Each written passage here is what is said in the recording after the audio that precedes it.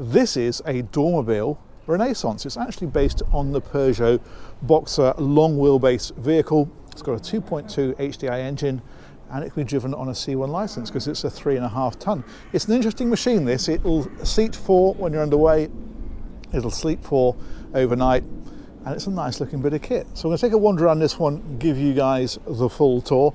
Now just on the outside here, it's got built-in gas tanks, so they're filled from there.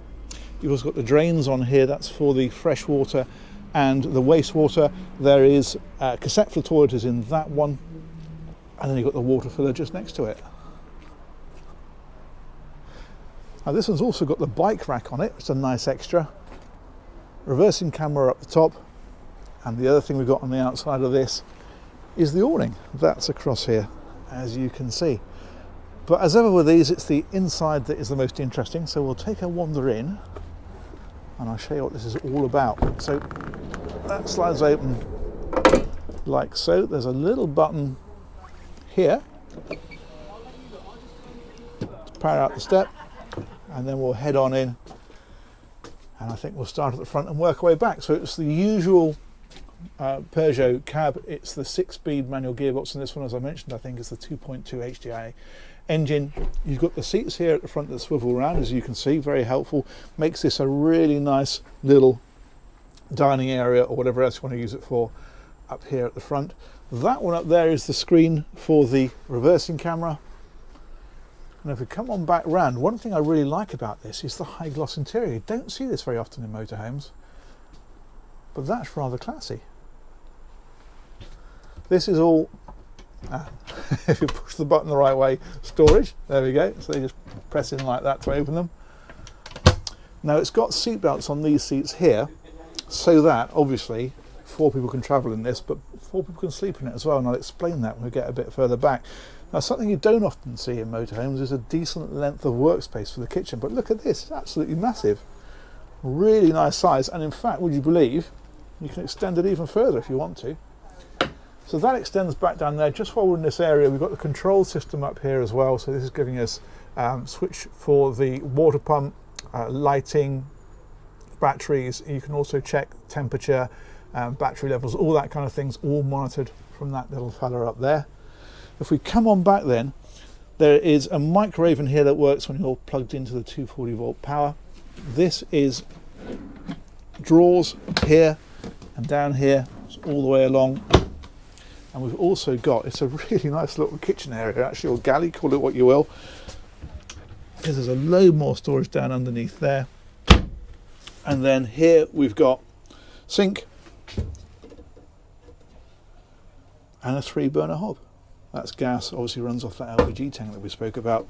Fridge then is down underneath here, 12 volt fridge, like so. And then yet more storage all the way along, places like this. Shelving in there. And we come right on back.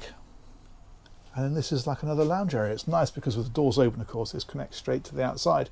Now what's interesting about this is that this will infill to make this into a double bed, but then underneath this one are the sections that you need to use these brackets here to basically give you another bed on the next level. So you've got basically big double bed here, another double bed at a higher level above it. Not seen that before, that's quite unusual. More storage up here, so that's all tucked away like so. It's got the Truman combination here, so that's heating and also hot water. Now that will run off of the LPG and off the 240 volts. If you're plugged in, you can heat your water or heat the van from 240. If you're not, then you use the gas. Light switches up there. And then again with that high gloss interior.